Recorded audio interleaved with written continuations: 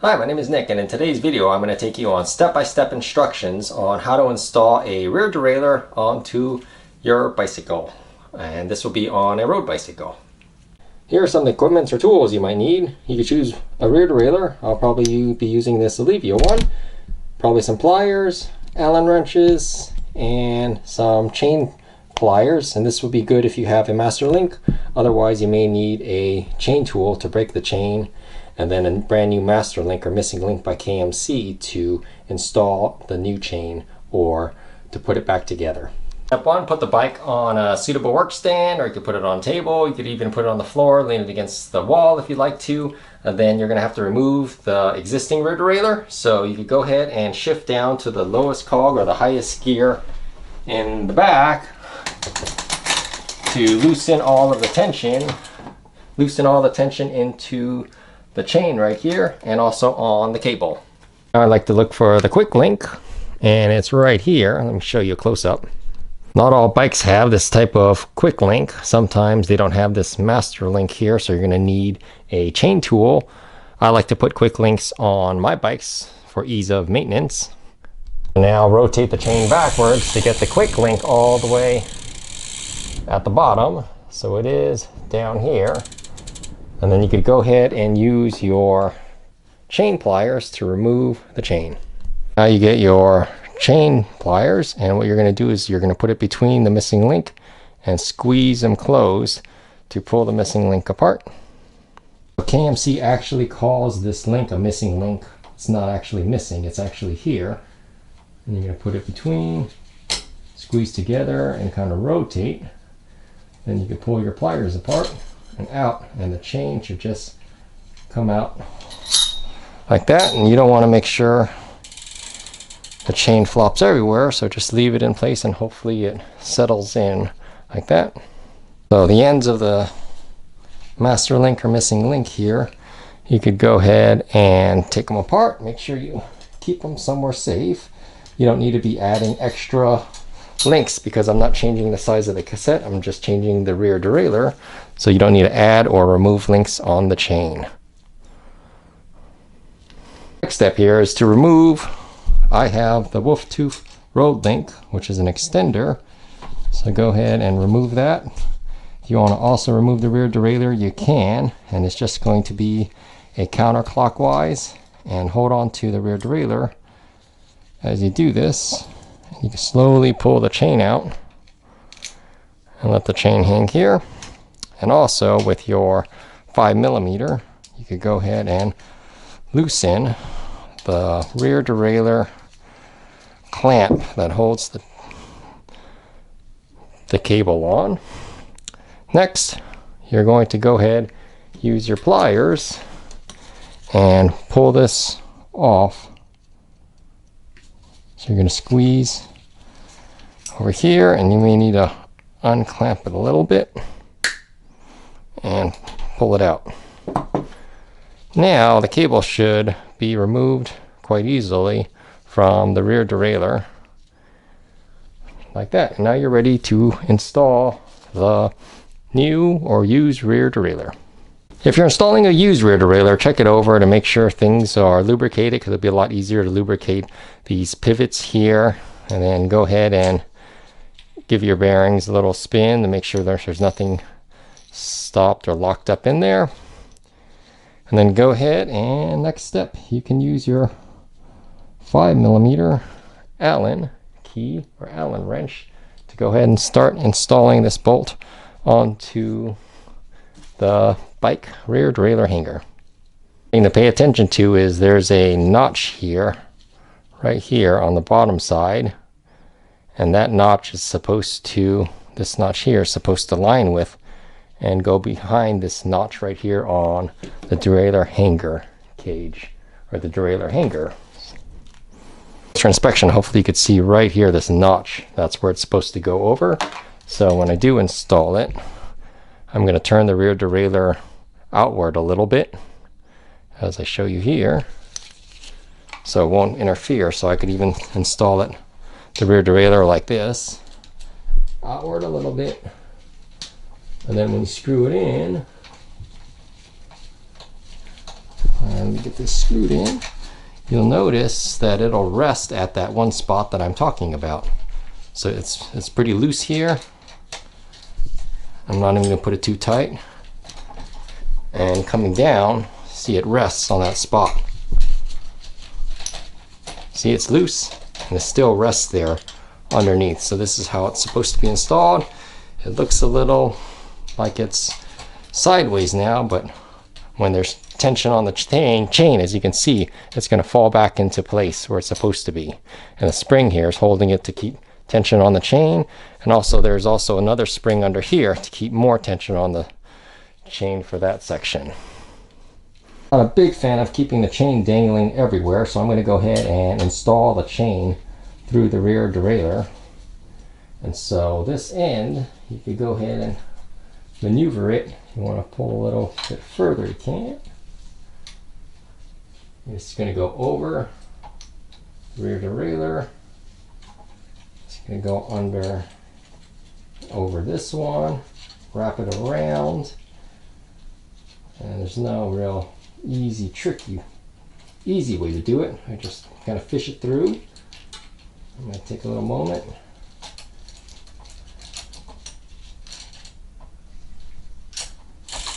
And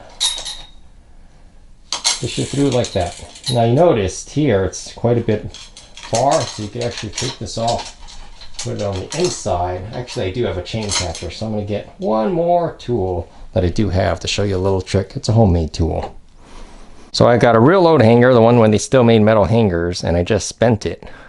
And you could use this tool to go hook underneath the chain, grab another section to hook under the chain further out to create some tension wherever you like. Make sure there's enough space, and now you can see that there's a lot of space to work with to go ahead and put your master link or the missing link back in. So let me show you what this looks like, the missing link, real quick. Here's what it looks like. One goes on each side. So one goes this way and the other goes like this, and they fit into each other like this and form the closing part of the chain. So you can go ahead and install this next. For this portion, I also use my chain tool, and also there is, I should show you again, directional arrows, and so you want to make sure that it's the same direction that the chain is rotating while you're pedaling. So when I pedal, it goes this way, so that arrow is supposed to face to the right. So I know I could just go ahead and put this here, and on the back side, put the other one on.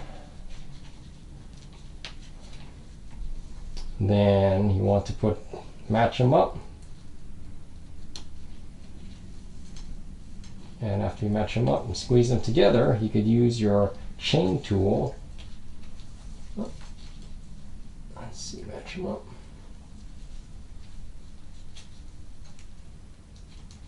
And use your chain tool.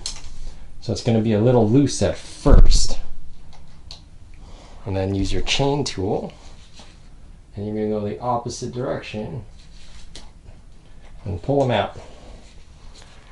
And so it should be nice and tight. I'll go ahead and you can remove the hanger or whatever tool you want. They do have these tools built in to certain multi-tools. I've seen them, small versions. And so from this point, if you're on a different gear, let's go put it back in the lowest gear. Okay. You could probably go ahead and check the alignment now for the low gear. And that's, I'll be pointing the camera facing this way. Maybe a little hard to see, but as you can tell, the alignment when I'm in the lowest gear here, and if I were to spin the bike a little bit, it's off, see, and it jumps up. It's not low enough, so what I have to do is loosen the screw, and I'll show you that. On this derailleur, this is the high limit screw, and it's for the high gears or the lowest, and as I loosen this, I don't know if you can see the cage. See how it's rotating to the right more? And that's what we want to do. So when I spin this, it should jump into the lowest gear. And now what you'd like to do is look at this pulley here and make sure it lines up directly with the lowest gear. And I could show you again real briefly that if you turn it this way, it tightens it, and as you can see, it's pushing the derailleur outward or towards the center of the hub. And then when you loosen it, it brings it back in, and you want to line it up vertically with the smallest cassette tooth. Another thing to do is to look to see if this chain on the bottom is rubbing the number 2 tooth from the right. And it is rubbing a little, so I have to loosen this upper screw just a tiny bit again. Just an example of when it's off. You see it just hops a little bit and it's just off. And also if you pedal, you could hear that it's off and that is a problem. But then when I loosen it and put it back in place, it's quite a bit more smooth. So I might need to loosen a little more. And now when you pedal, nope, that's too much. So now it had jumped off. So I'm gonna have to go ahead, put it back on, and then tighten the high screw to make it more aligned perfectly with the rear. And then it should be real smooth when you spin it forward and real smooth when you spin it backwards. So I'll do a little more minor adjustments to make it more smooth at this point. After that's dialed in, if you backpedal, it should be real smooth, no hopping, no skipping. Now we could go ahead and install the cable onto the rear derailleur next. This rear derailleur is equipped with a barrel adjuster right here. If you don't know where you are, you go ahead and screw it all the way to the right, okay? And then do 2 full turns. So half turn, 1 turn, 2 turns, and leave it right there. Next, go ahead and thread the cable through. Hopefully you can thread it straight through the rear derailleur. Okay. And now you're going to want to tighten the cable onto the clamp, and that's why I also have the pliers here. Just use some regular pliers. You can use needle nose if you want to. Pull it semi-tight if you like to pull it tight, or semi-tight. And then you're going to be using your 5mm Allen wrench to go ahead and tighten the bolt here. So while I'm holding the cable here, and I can hold it fairly tight, go ahead and use your other hand and go ahead and tighten that down. And doesn't need to be super tight at this point. And if shifting ends up being bad, if you can notice, there's a little kink in this derailleur cable from where the last rear derailleur was clamped. It was clamped about there. That's why there's a little kink there. So if it doesn't work, then I may have to put in a whole new cable. But for the time being, it seems like it fits fairly well. And you see where the cable is here. I'll give the wheel a little spin to make sure there's no interference here. And then go ahead and put the cap on. So you have your little end cap for the derailleur, and go ahead and put that on there. The end of the cables can be very, very sharp, and I've gotten cut several times, so I'm going to use gloves this time and make sure the whole cable's inside and that no parts are frayed. So the end's kind of frayed a little bit. Go ahead and put that on, as you can see there, and give it a little clamp. There we go. That should be good. At this point, you may notice that the cable here is way too long, so I could go ahead and trim that back if this works out good, and I'm not going to be switching back to the other derailleur and it shifts well, this 10-speed road on a 9-speed rear derailleur, then I'm going to go ahead and cut it. But if it doesn't work, then I have to switch back to my XTR rear derailleur. At this point now, I am going to spin the crank and see if it shifts. So the first shift, it's not tight enough, So then I could loosen here to make it actually loosen or tighten this by going counterclockwise until the first one shifts in. So let's do a little bit more.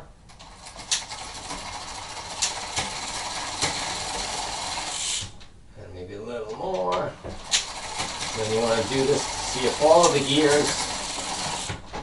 all the gears work. So far, after you tightened it, first click, I might have to go a little more so I could loosen it counterclockwise, and that pulls this away and tightens it. Next one, shifting. And it is making quite a bit of noise. And it's not going to the first gear, so I have to loosen the other screw as well. So to get the chain to the highest tooth, you're gonna have to loosen this screw, which is the low screw, so that this could be pushed out even further. So we go ahead and try that now. And that did it. Made it to first gear, and it is a little noisy, as you can hear.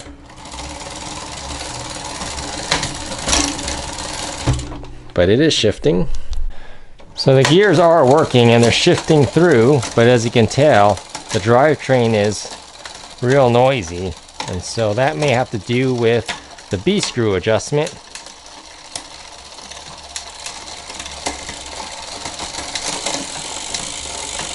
So the B screw adjuster is right there. So on this gear you can see right here it's real close, and that may be causing a little noise, but if it's pushed back a little like this, I could just rotate it back, and it sounds like it's still making just as much noise. But if you tighten the B screw here, it's going to push this further away from the cassette. So I'm going to tighten the B screw just a little bit. As you can see, it pushes the derailleur. Watch when I turn it. Pushes the derailleur downward and away. So go ahead and try this now.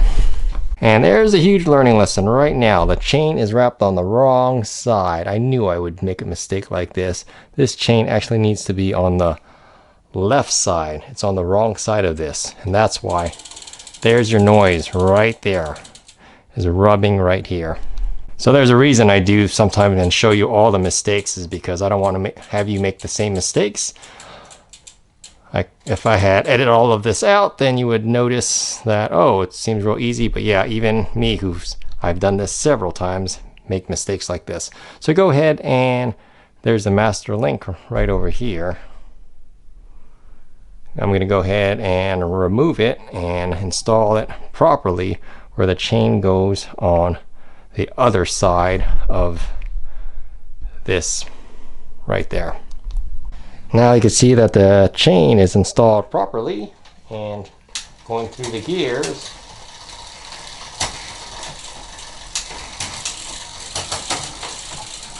a lot more quiet, and this is how it's supposed to be.